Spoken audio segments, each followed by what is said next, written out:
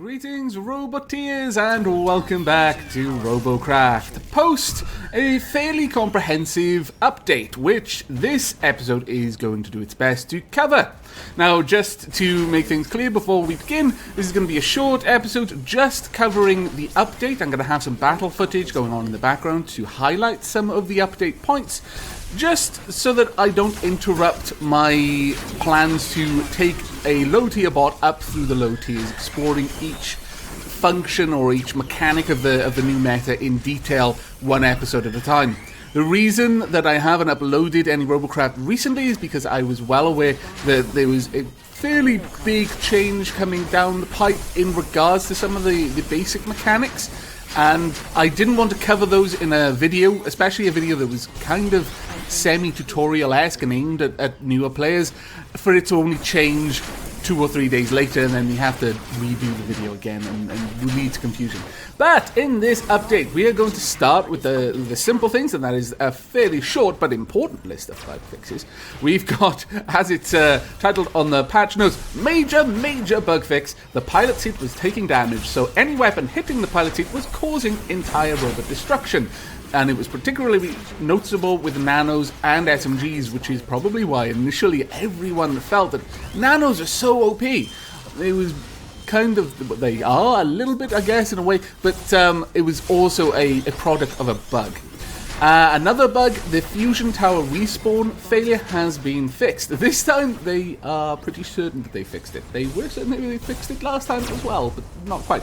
But the fusion towers would sometimes, when all of the blocks were taken out of the fusion tower, all of the crystals that is, it wouldn't change sides, it wouldn't change allegiances, which meant it was completely bugged because it would never regrow the crystals. Apparently it was possible to cause them to still change allegiance if you had a nano disruptor attack it. I'm not sure on the exact specifics, but I have been told that that was a possibility. But now hopefully this is fixed, so you're not going to need a medic on your team in order to capture bugged towers. The next major bug fix, the fusion shield not reactivating when 2 towers were captured at the same time has now been addressed. I wasn't even aware of this bug, so it's good that it's been fixed, because I can imagine that being particularly annoying. The last bug fix was a fix with some users seeing a checking game version error message when trying to log in. I have actually had quite a few users comment on my videos about this bug, so I'm quite glad to hear that has been changed.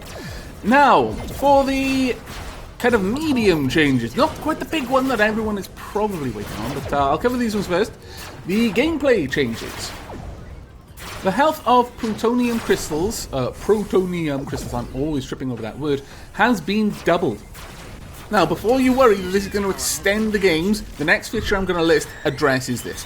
But be aware that protonium crystals are now much harder to break.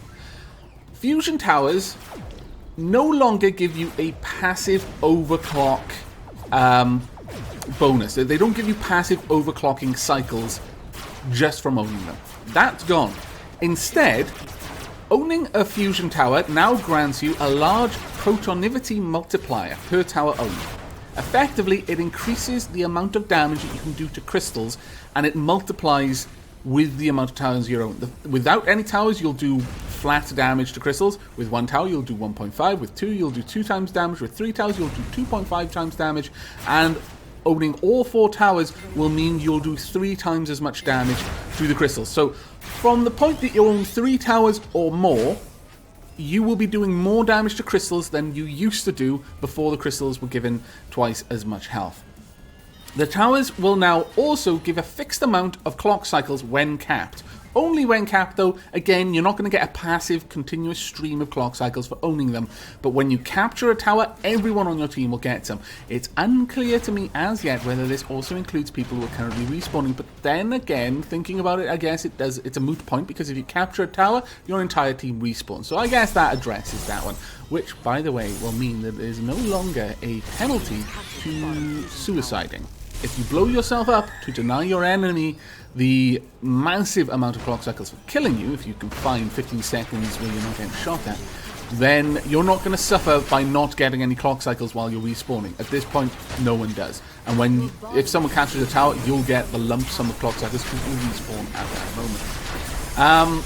As you capture each tower, you'll get less clock cycles for capturing the next. So the 4th tower is going to be worth less to you than the 1st tower. And specifically the 1st tower, though, because the 1st tower you capture will be worth a fair amount of clock cycles.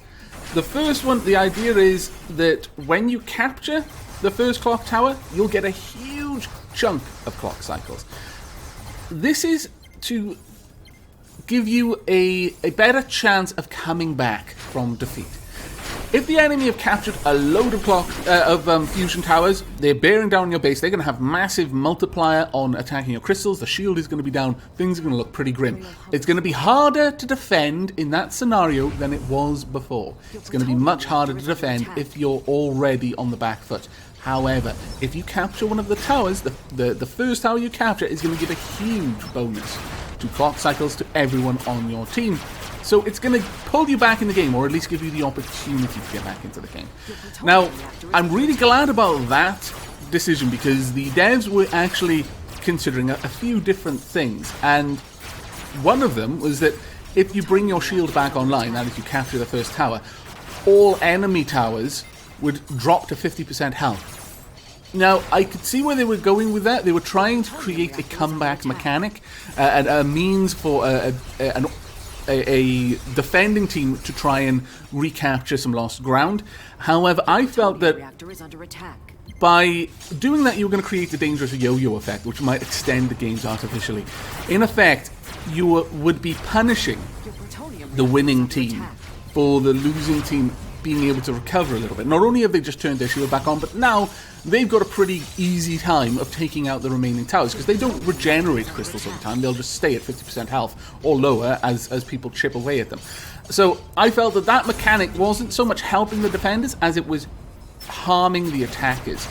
And I felt that it was better to have something that blunted the attack but didn't harm the attackers. This effectively goes the other way. It just strengthens and fortifies the defenders, but more or less leaves the attackers without any penalty. And I think that is a better way of doing it. It's going to give a boost to the defenders, it's going to get them back in the game, but it's not necessarily going to suddenly cripple the attackers or knock them off balance where they were poised to win. So I think that's generally going to be a bit of a better system to use that. So in summary, the Protonivity Scaler is designed to allow a pushing team to push to the 4th tower and into the base more easily, but the increased clock cycles earned on a successful defense, which will be harder now, as I mentioned, it's going to be harder to defend under these circumstances, will give a large clock cycle boost to the defending team and give them a chance to get back into the game. Also of note, the Fusion Shield is reduced in size by 75% on all maps. That is pretty big. Actually, that's enormous. Now, I imagine what that's going to do is it's severely going to hinder things like plasma bombers, or even just ships that just kind of creep into the shield, shoot the crystals, back out, creep into the shield, shoot the crystals, back out, or whatever they want to do. You're going to have to get much closer. You're going to have to get really in the thick of it if you want to attack that tower from now on. So you're not going to have plasmas on a ceiling cap where, for example, a medic can't reach them, I would imagine, because that dome is going to be pulled down a little bit and the sides are going to be pulled in. For you, if the shield is still up, you're not easily going to be able to hit those crystals unless you're willing to get blatted in the face by the defenders, which I think is a very good way of setting that up. Also, you can now unlock all primary weapons with tier -1 tech points. That is, you can unlock tier 2 SMGs with tier 1 tech points. Armor is now unlocked with the same tier tech points. So to unlock tier 2 armor, you have to use tier 2 tech points. This change has been made for new users. Progressing by upgrading only armor felt unintuitive and like too much of a grind, and I agree. And now on to the last big update part of this update, the real big one that I think a lot of people have been looking forward to, not least of all because it comes along with 7 days free premium, but Robocraft now supports Curse Voice. That is going to mean that if you're in a platoon and you've got the Curse Voice program installed, and other members of your platoon also have it, you will automatically enter a room and be able to chat. You'll be entered into like a lobby with your platoon mates, and you can talk to them through Robocraft. If you aren't in a platoon, then you'll automatically be added to the team's Curse Voice chat, so anyone on the team, you can talk with them. You will be able to mute individual people. You will be able to change the volume of individual people. You can also create your own Curse Voice rooms if you want. I'm not really sure on the mechanics there.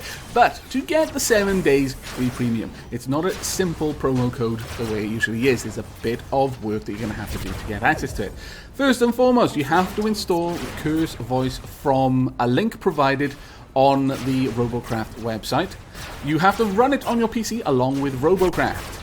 You have to log in. You have to start a battle, complete a battle, go to the Curse Voice and click the unlock button on the Curse Voice application. Curse will give you a single-use serial code. In-game, push escape and select promo code, enter the code, click confirm, and you'll have 7 days of free premium. That is an awful lot of work to do compared to normal, but I'm sure many will agree a whole week of premium will be worth it. Just to cover how it's going to work, again, if you're in a platoon with others that have Curse Voice, you'll automatically join a voice session with them. If not in a platoon, you'll join the team session and anyone else on the team. Not all people will have, so you can't assume that they do. So don't be like shouting at someone into your mic, go here, go there, and then just losing your mind because they're not listening. They might not even be able to hear you. You can also manually create voice sessions of your choosing using the Curse Voice interface. Again, not sure how to use that. And Curse Voice allows you to mute individual players, change their volume up and down, and also contains a bunch of Robocraft exclusive avatars. What that means, I have no idea. Probably little avatars within the Curse Voice application. Again, I've not used it myself. I'm not sure if I will, I'll be honest with you.